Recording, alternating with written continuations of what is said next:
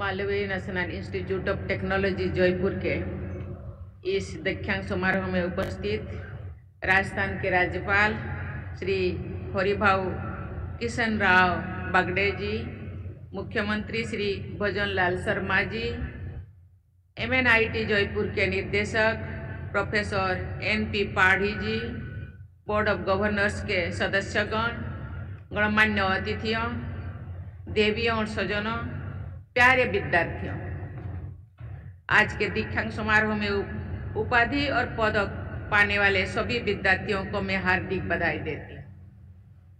आपकी इस सफलता में आपकी मेहनत और लगन के साथ साथ आप लोगों के माता पिता, अभिभावकों और शिक्षकों के सहयोग और मार्गदर्शन का भी महत्वपूर्ण योगदान है।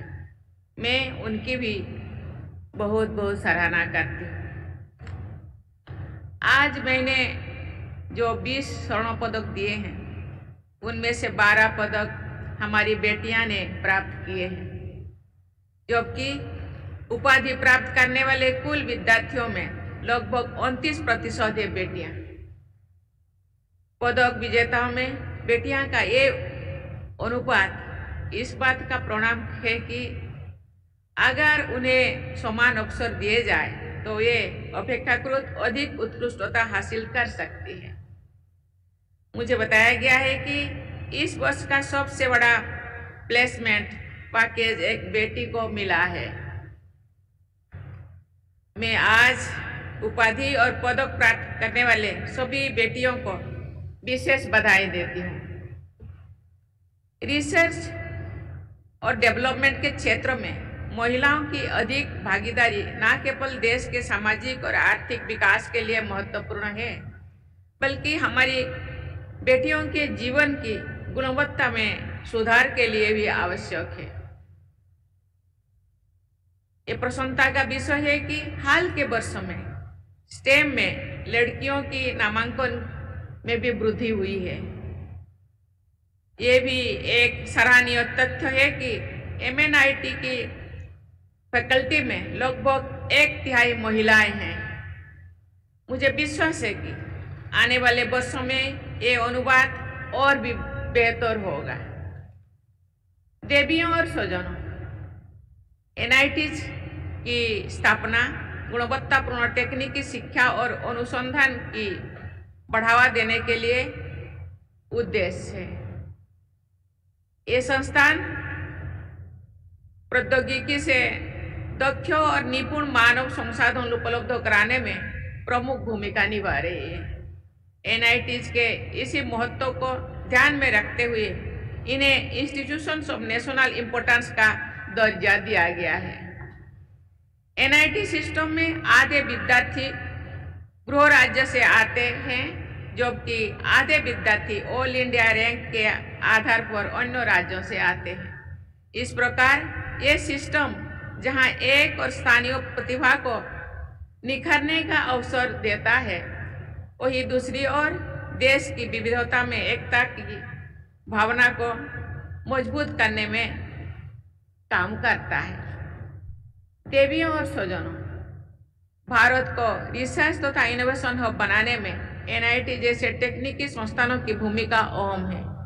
मुझे बताया गया है कि इस संस्थान में स्थापित इनोवेशन एंड इंक्यूबेशन सेंटर ने अब तक अपने स्टार्टअप कार्यक्रम आयोजित किए, जिससे बड़ी संख्या में प्रतिभागी लाभान्वित हुए हैं।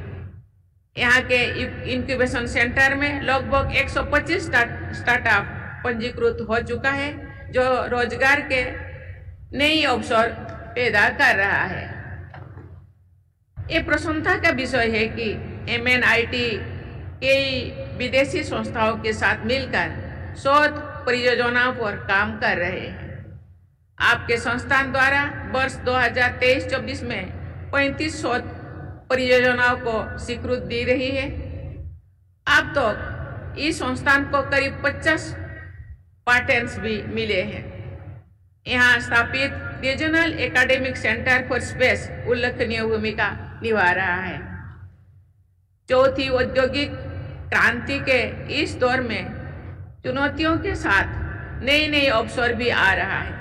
इन अवसरों का लाभ उठाकर भारत को टेक्नोलॉजी के क्षेत्र में अग्रणी राष्ट्र बनाने में हमारे तकनीकी संस्थानों की भूमिका अत्यंत महत्वपूर्ण है।